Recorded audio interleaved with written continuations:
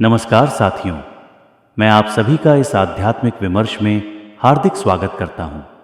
आज हम एक ऐसे प्रश्न पर चर्चा करने जा रहे हैं जो हर उस व्यक्ति के मन में आता है जो ईश्वर की भक्ति करता है, पूजा पाठ करता है, अच्छे कर्म करता है, फिर भी बार बार जीवन में दुख, कठिनाइयों और कष्टों का सामना करता है।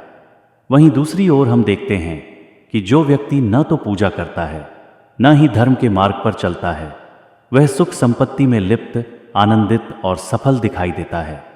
ऐसे में स्वाभाविक है कि हमारे मन में यह प्रश्न उठे कि क्या भगवान अन्याय करते हैं?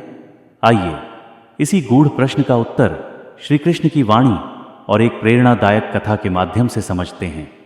द्वापर युग की बात है। महाभारत का युद्ध समाप्त हो चुका था। अर्जुन अपने प्रिय सखा और मार्गदर्शक श्री कृष्ण के साथ एकांत में बैठकर जीवन और धर्म के रहस्यों पर चर्चा कर रहे थे। अर्जुन के मन में कई प्रश्न उभरते रहते थे और जब भी कोई गूढ़ शंका उसे व्यथित करती, वह श्री कृष्ण के पास आकर समाधान की याचना करता। एक दिन अर्जुन ने गंभीर स्वर में श्री कृष्ण से पूछा, हे केशव, एक बात जो मेरे हृदय को बार बार विचलित करती है, वह यह है कि जो व्यक्ति सच्चे मन से आपकी भक्ति करता है, पूजा पाठ करता है, सत्य और धर्म के मार्ग पर चलता है, वह जीवन में बार बार दुख और कठिनाइयों से क्यों गिर जाता है? और दूसरी ओर जो लोग अधर्म में लिप्त रहते हैं, पाप करते हैं, न तो पूजा करते हैं, न सत्संग, न संतों का संग, वे सबसे ज्यादा सुखी, संपन्न और खुशहाल दिखाई देते हैं। क्या यह अन्याय नहीं है?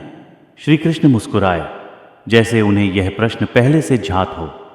उन्होंने कहा, पार्थ, यह प्रश्न केवल तुम्हारा नहीं है। युगों युगों से हर भक्त के मन में यह प्रश्न उठता रहा है।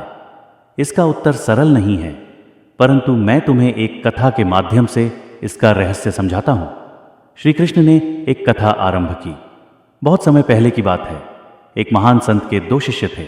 दोनों ही विद्वान थे, बुद्धिमान थे। एक का नाम शीलदत्त था और दूसरा नाम था रघुपाल। शीलदत्त अत्यंत भक्तिभाव से युक्त था।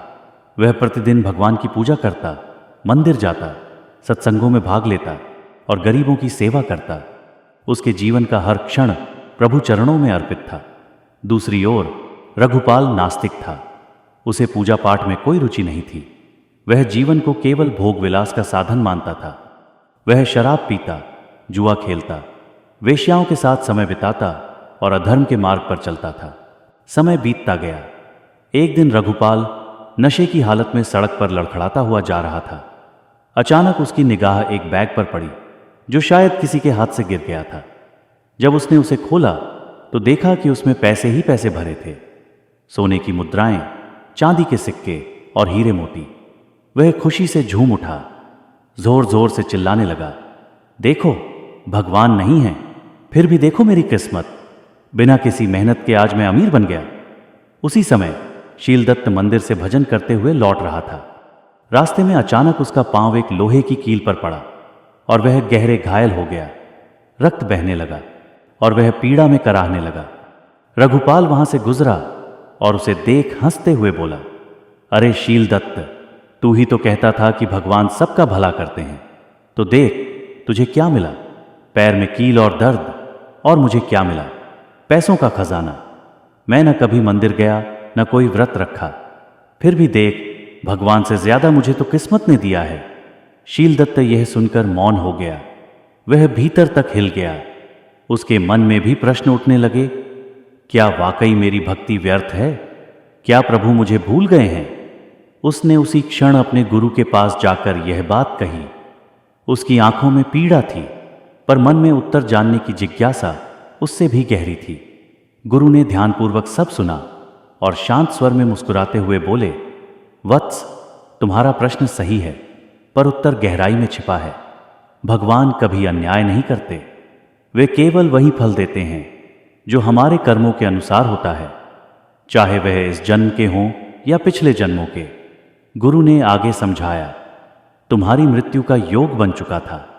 तुम्हारे पिछले जन्मों के पापों के कारण आज तुम्हें मर जाना चाहिए था, लेकिन तुमने इस जन्म में सच्चे मन से भगवान की पूजा की, सेवा की और भक्ति की। इसीलिए तुम्हारी मृत्यु एक छोटी सी पीड़ा में बदल गई। बस एक कील चुभी। यह है प्रभु की कृपा है। अब रघुपाल की बात सुनो। वह पिछले जन्म में एक तपस्वी साधु था। उसने त्याग और तपस्या से पुण्य कमाया था। उसी पुण्य का फल था कि आज उसे धन मिला। लेकिन इस जन्म में उसने केवल पाप किए हैं, अधर्म किया है। उसका भविष्य अंधकारमय है। भगवान ने उसे उसके पुण्य का छोटा सा हिस्सा दे दिया। अब आगे केवल दुख ही उसका इंतजार कर रहा है। तात्पर्य यह है कि भगवान जो करते हैं हमारे कल्याण के लिए करते हैं। हमें उनके न्याय पर विश्वास रखना चाहिए, भले ही वे हमें तात्कालिक रूप से समझ न आए। शीलदत्त की आंखें भर आईं। अब उसे समझ आ चुका था कि प्रभु की भक्ति का मूल्य कभी व्यर्थ नहीं जाता। उसने फिर से पूजा पाठ और सेवा में स्वयं को समर्पित कर दिया। भगवान श्री कृष्ण ने गीता में स्पष्ट कहा है, नेहाभिक्रमणाशोस्ति प्रत्यवायो न विद्यते स्वल्पम्प्यस्य धर्मस्य त्रायते महतो भयात। अर्थात जो भी धर्म का मार्ग अपनाता है उसका एक भी प्रयास व्यर्थ नहीं जाता। वह प्रयास उसे बड़े से बड़े संकट से बचा लेता है। दुख और सुख केवल इस जीवन की कहानी नहीं है। ये हमारे असंख्य जन्मों के कर्मों का प्रतिफल है। जो आज पीड़ा सह रहा है वह केवल वर्तमान की विफलता नहीं, वह अपने अतीत के पापों को धोकर भविष्य के उजाले की ओर बढ़ रहा है। ईश्वर को दोष देना आसान है, परंतु न्याय का चक्र गहन और गूढ़ होता है। वह न कभी किसी से पक्षपात करते हैं, न किसी के साथ अन्याय। जो आज भक्ति में अडिग है वही कल का भाग्य विधाता होगा। जो आज आंसुओं में प्रभु का नाम जप रहा है वही कल मुस्कान में प्रभु की कृपा पाएगा। इसलिए ईश्वर के न्याय पर विश्वास रखिए। उनकी मर्जी में समर्पण की शक्ति है और उनकी भक्ति में मोक्ष का मार्ग। भक्ति करते रहिए, अच्छे कर्म करते रहिए। समय कैसा भी हो, भगवान अपने भक्तों का हाथ कभी नहीं छोड़ते। बस हमें उन्हें थामे रहना है। राधे राधे।